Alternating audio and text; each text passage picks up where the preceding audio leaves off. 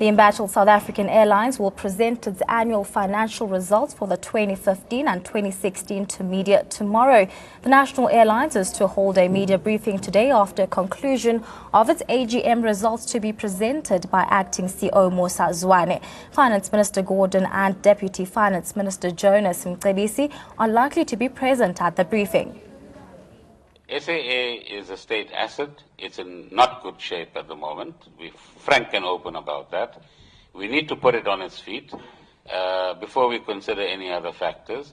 We've assisted it with the additional guarantee of 4.7 billion because at the last minute the auditors told us that that's what is required in order for a credible audited statement. We've got a new board, and that board has its AGM tomorrow, by the way, to account for all of these financial statements in a public way. And both yourselves and ourselves need to insist that the board pursues the path of the turnaround strategy. It makes sure that the financial stability of SAA is regained sooner rather than later. The point was made earlier that we want no SOC to become a liability on the fiscus.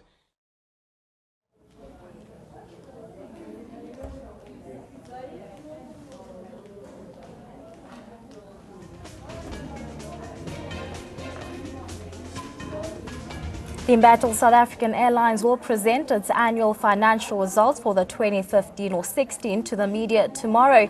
The national airlines is to hold a media briefing today after conclusion of its AGM results to be presented. Acting CEO Musa Zwane, Finance Minister Gordon and the Deputy Finance Minister Mcebisi Jonas are likely to be present at the briefing. And on the phone to unpack more on that story, I'm joined by Ian Craigshans, who is an economist. Well, sir, thank you so much for your time. I would actually like to ask, what can we expect from tomorrow's annual reports of the South African Airways?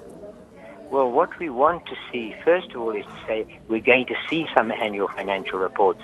You know, I think that SAA has been a bit slack for quite a long time. They're not presenting them every year on time, or perhaps not at all.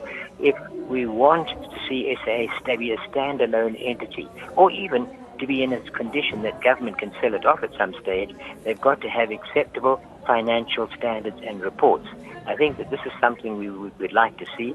We want to know the extent of their debt, the condition of their fleet, and what their revenue and expenditure has been over the last year. So we can see if it is still a rescue situation or if it's a possibility that it could be moved on as a going concern. These are the two big factors that have to be taken into account as to the future of the airline. Now, the Finance Minister has said today once again that the national airline is not in good financial health. Now, what do you think could be the remedial measures to cure this problem? Well, first of all, they have to say they have to be ruthless in cutting routes which are running at a loss.